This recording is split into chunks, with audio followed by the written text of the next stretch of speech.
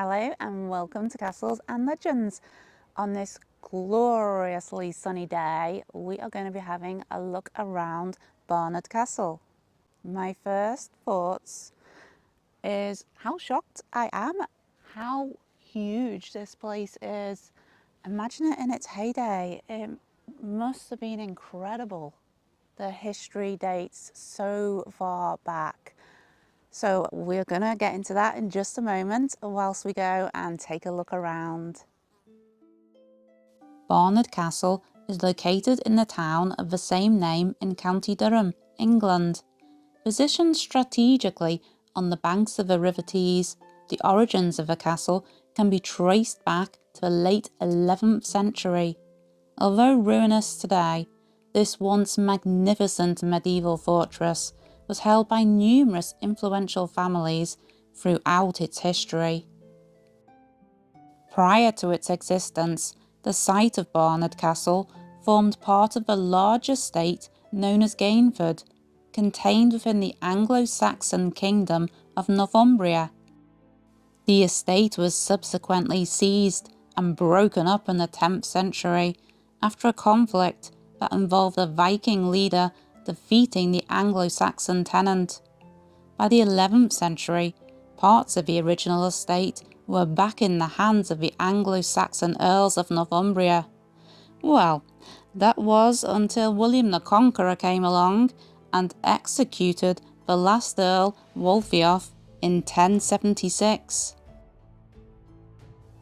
The original castle was likely founded at the end of the 11th century by a knight called Guy de Balliol, a baron from the Picard region in northern France, recognised for his support of King William II, who had succeeded his father William I by this point, helping to suppress a rebellion that broke out in Normandy, France in the 1090s.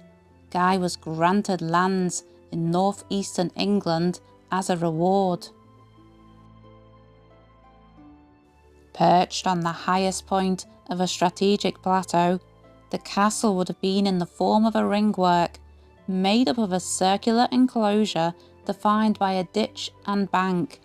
The inner ward of a subsequent castle is likely the site of this first stronghold, which would have been of timber construction primarily, with just a gatehouse made of stone.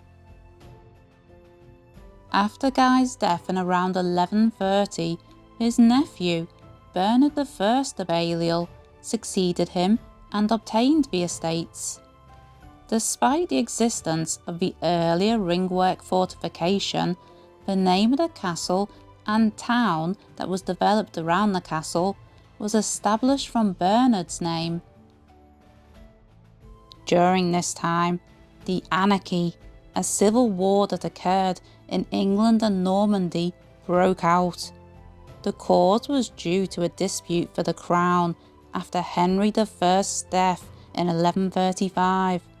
Henry's only legitimate son, William Adelin, had previously died when he drowned in the White Ship disaster of 1120. So Henry had wanted his daughter, Empress Matilda, to succeed him. However, after Henry's death, his nephew, Stephen of Blois, seized the throne. David I of Scotland saw the opportunity to capitalise on the turbulent situation, seizing control over northern parts of England.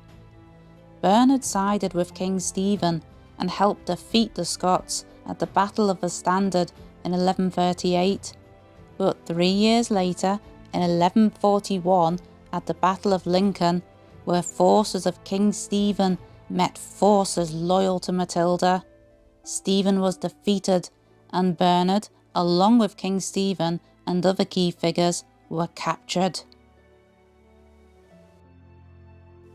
It was during this time of unrest when Bernard began to rebuild the castle in stone, expanding its area. He died sometime in the second half of the 1150s and was succeeded by the second of 4 sons, Guy, who in turn was succeeded by the last of the 4 sons, Barnard II. Bernard II was likely responsible for much of the significant construction which remains today, including the Constable Tower, you can see here just behind me.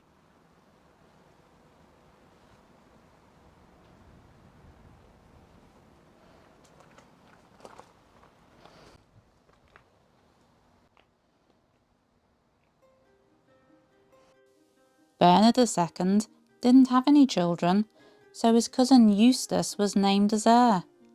Bernard died in 1190, and Eustace succeeded him, taking the Balliol name and becoming Eustace de Balliol. Documents suggest that the cost of all this modernisation put the estate in financial difficulties, and as a result, the Bishop of Durham briefly held the estate as security for providing financial assistance. In around 1205, Hugh de Balliol, the son of Eustace, inherited the castle. Hugh continued the modernisation and was likely responsible for developments in the inner ward, including the rebuilding of the Great Hall and adding the Great Chamber Block and Round Tower.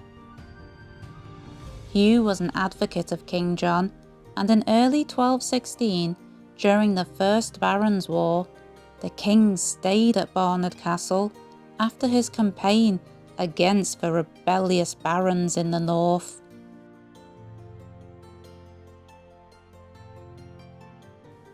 The barons' conflict with King John continued, and on the invitation of the barons, Prince Louis of France, with a French fighting force, invaded the south of England in May 1216. Those rebellious barons wanted Louis to claim the crown. In the north, the barons, joined by King Alexander II of Scotland, led an army from Scotland into England. The northern forces laid siege to Barnard Castle. With the modernisations of Barnard Castle likely complete, the siege was not long-lasting. Eustace de Vesey, brother-in-law to King Alexander II and one of the rebel leaders, got a bit too close to the castle during the siege. He was shot with a crossbow and killed. This was a significant blow to the rebels. King John was succeeded after his death in October 1216 by his 9-year-old son, Henry III, through Regent William Marshal. Many that had opposed the unpopular King John switched their allegiance to Henry. This ultimately resulted in the end of the First Barons' War, as the Peace Treaty of Lambeth was signed in 1217 by Prince Louis after he had lost a series of battles. Hugh de Balliol died in 1229, with his son John I de Balliol succeeding him. Like his ancestors, John was loyal to the crown and held posts under Henry III. When John died, his son John II de Balliol took lordship. Through his mother, Bervorgilla of Galloway, John II descended from Scottish royal lines, being the great-great-great-grandson of David I. In 1286, Alexander III of Scotland died, and his heir and granddaughter Margaret, known as the Maid of Norway, died a few years later in 1290 at the age of just 7, and before she was actually crowned. This left a vacancy for the Scottish throne, which was contested by several claimants, with John II de Balliol being one. Before proceedings could get underway, King Edward I of England insisted that he be recognised as Lord Paramount of Scotland. Eventually the claimants accepted the terms, and eventually the decision was made in favour of John, who became King of Scotland in 1292. John's reign was relatively short-lived though. In 1296, he signed a mutual assistance treaty with France due to Edward's assertion of authority over Scotland. Edward retaliated by invading Scotland and ultimately defeating John. John was captured, abdicated, and imprisoned in the Tower of London. His estates in England were taken away from him, including Barnard Castle. In the early 1300s, Edward granted the castle to Guy de Balliol, and the castle passed down the Beauchamp line for almost 150 years, until in 1445 Henry Beauchamp died without any heir. As a result, the estates of the Beauchamp family passed on to Henry's sister, Anne. Anne was married to Richard Neville, son of the Earls of Salisbury, and went on to become the 16th Earl of Warwick. Richard, who was also later dubbed the Kingmaker, due to his significance in the Wars of the Roses, using his wealth and influence to raise and remove kings. He initially supported the Yorkists, aiding Edward IV to be crowned King of England, but later in the conflict switched sides to support the Lancastrian side and the restoration of King Henry VI's reign. Richard was killed in the Battle of Barnet in 1471, and with no sons, his inheritance was divided between Edward IV's brothers. One of the brothers, Richard Plantagenet, Duke of Gloucester, who'd later go on to become King Richard III, married Anne Neville, the daughter of Richard Neville. He took a distinct interest in Barnard Castle and began a series of modifications and repairs, particularly in the inner wards, Great Hall and Round Tower, which we can conveniently see just behind me. As king, Richard was killed in 1485 at the Battle of Bosworth, where his forces were defeated by Henry Tudor, who was crowned King Henry VII. With the castle in the hands of the crown, a series of individuals were brought in as keepers. First was Sir Robert Bowes in 1536, during the unrest against King Henry VIII, caused by his religious reforms and the dissolution of the monasteries. Robert was not a stern supporter of either side, and initially joined the rebel cause by surrendering Barnard Castle without any resistance.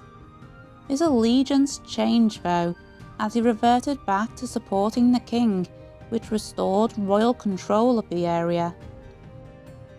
The next keeper was Sir George Bowes, nephew of Sir Robert. Unlike his uncle, Sir George did stand as a supporter of the crown. In 1569, the castle was besieged during the Rising of the North, the attempt made by Catholic nobles from northern England to remove Queen Elizabeth I and replace her with Mary, Queen of Scots. Sir George attempted to hold the castle in support of Elizabeth, but his garrison of 700 men was vastly outnumbered by the 5,000 strong attacking force. First, the outer walls were breached, which allowed the rebels to capture the outer bailey, and then the town ward fell. This left Sir George and his garrison restricted to the inner ward, which eventually led Sir George to surrender.